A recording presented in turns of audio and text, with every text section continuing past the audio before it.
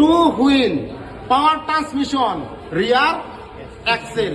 এই যে পুরাটা দেখতেছো এটা ডিফারেন্সিয়াল। অনেকে এটা ফুটবল বলে, কেউ এটাকে তেল কাউন বলে, কেউ ফুটবল বলবে, কেউ হান্ডি বলবে, কেউ তেল কাউন বলবে। আমরা কি বলবো? ডিফারেন্সিয়াল।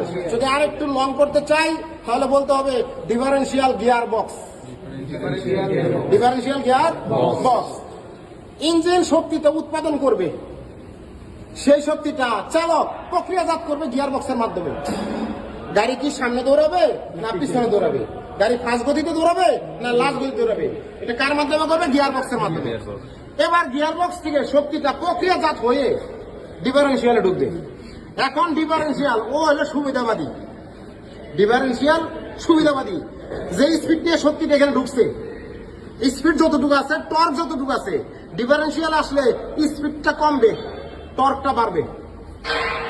স্পিডটা কমাবে কারণ ইঞ্জিনের স্পিডটা অনেক বেশি ছিল, সেই বেশি স্পিডটাকে কিছুটা কমাবে এবং যে টর্কটা ইঞ্জিন ছিল তার থেকে টর্ক বৃদ্ধি করবে, বাড়াবে।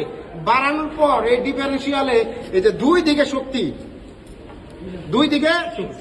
বের করবে, দুই দিকে শক্তি প্রবাহিত করবে, দুই দিকে শক্তি পরিচালনা দিবে।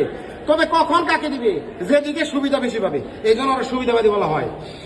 চালক সোজা যাচ্ছে, যখন চালক সোজা যাবে তখন দুই চাকায় পাওয়ার দিয়ে সমপরিমাণে পাওয়ার দিয়ে গাড়ি দৌড়াবে। এবার চালক যখন বামে কাটবে, গাড়ি বামে নেওয়ার সময় বামের চাকাটা চাপে পড়বে। ডিফারেন্সিয়াল যদি বামে পাওয়ার দেয় ওর কষ্ট বেশি হবে, কারণ চাপে মালাইছে, ওরা দিলে কষ্ট হবে না। চাপের ডানা দিয়া যেটা রিল্যাক্স পাবে, ফ্রি পাবে, ওটার মধ্যে বেশি দিবে। ওরে দিবে অল্প অল্প, ওরে দিবে বেশি। আবার যখন ডান দিকে ঘুরবে ডানের চাকা চাপে পড়বে, ডানের চাকা চাপে পড়লে বাম চাকা পাওয়ার বেশি দিবে, ডানে কম দিবে। কখনো কখনো গাড়ি ফাইসা যায় না? এক চাকা কাদায় আছে, এক চাকা পাকায় আছে। পাকা যেটা আছে ওটা তো স্ট্রংলি দাঁড়িয়ে আছে, ওটা ঘুরবো না। আর ওর নিচের টাক্সারটা নরম তুলতুলা হয়ে গেছে। তো ডিফারেন্সিয়াল দেখে যে দুই চাকায় শক্তি দেওয়ার সময় এটা একটু দিতে যায় শক্ত, এটাও দিতে যায় শক্ত, পরে যদি এটা নরম আছে অনায়াসে দিচ্ছে সম্পূর্ণ শক্তি এক চাকায় দিয়ে খেলে অনেক ঘুরাবে, শুধু অনেক ঘুরাবে। তার মানে ও কিন্তু রিল্যাক্স মোডে থাকবে তখন।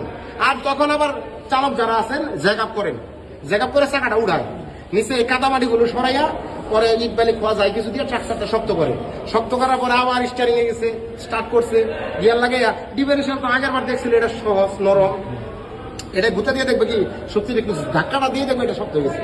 তাহলে বামেরটা কি? বামেরটাও যা দেখবে এটাও শক্ত, দুটাই শক্ত।